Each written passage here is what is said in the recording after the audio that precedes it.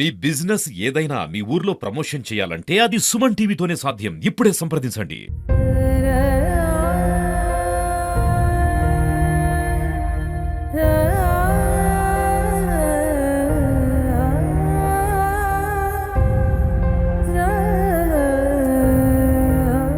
దశాబ్దాలుగా తమ గ్రామంలో తమకు ఎటువంటి కష్టాలు వచ్చినా కూడా తమ కష్టం చెప్పుకోవడానికి గ్రామస్తులు అయితే చక్రయ్య గడప తొక్కేవారు.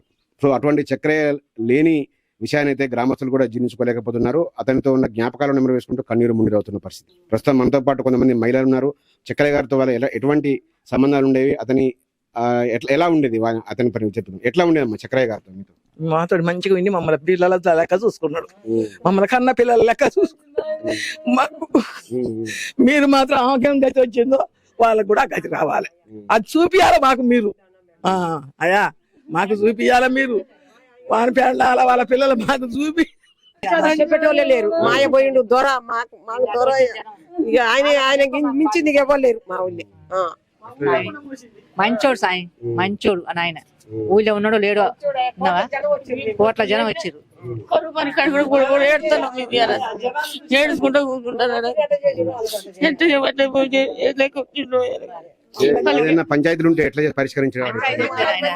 పంచాయతీ మంచిగా చేసేది, న్యాయం న్యాయం మాట్లాడేది, వాళ్ళతో గోపాడిపోయేది.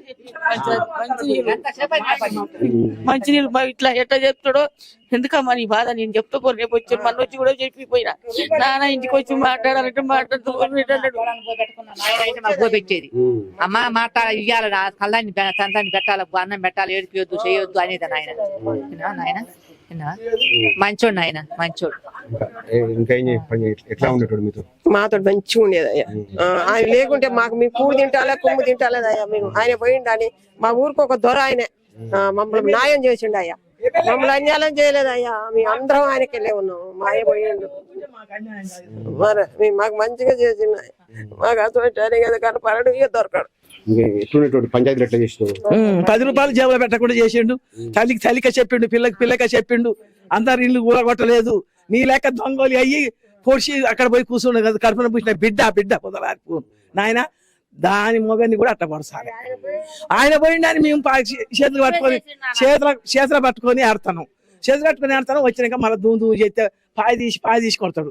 మాకు న్యాయం చేయాలి, ఆయన ఉన్నట్టే చేయాలి మీరు. ఆయన భూమి మీద ఉన్నాడు అనిపించుకోవాలి మళ్ళీ మేము. నాయన మీ దండం పెడతాం. చక్రయ్య గౌడ్ గారు గ్రామంలో ప్రతి వాళ్ళకు న్యాయం చేసేవారంటే కూడా మహిళలంతా కూడా గ్రామానికి చెందిన మహిళలు కన్నీరు మున్నీరు అవుతున్నారు. ఎక్కడ ఎటువంటి కూడా తన వారైనా కూడా ఏదైనా పంచాయతీ వచ్చి భూముల తగాదారులు లేకపోతే కూతుర్లు కుమారులు భోజనం పెట్టట్లేదని వచ్చి గడప దొరికితే మాత్రం ఖచ్చితంగా న్యాయం చేసేవారని కూడా చెప్తా ఉన్నారు. ఒకవేళ వాళ్ళు పెట్టకపోతే మా అందరికి కూడా వాళ్ళ ఇంట్లోనే భోజనం పెట్టారని కూడా మహిళలందరూ కూడా కన్నీరు మున్నీరు అవుతున్న పరిస్థితి కనబడుతుంది. ప్రస్తుతం మా గ్రామం ఒక పెద్ద కుమారుణ్ణి కోల్పోయింది, మాకు ఇక న్యాయం ఎవరు చెప్తారంటే కూడా వాళ్ళు కన్నీరు మున్నీరు అవుతున్న పరిస్థితి కనబడతా ఉంది.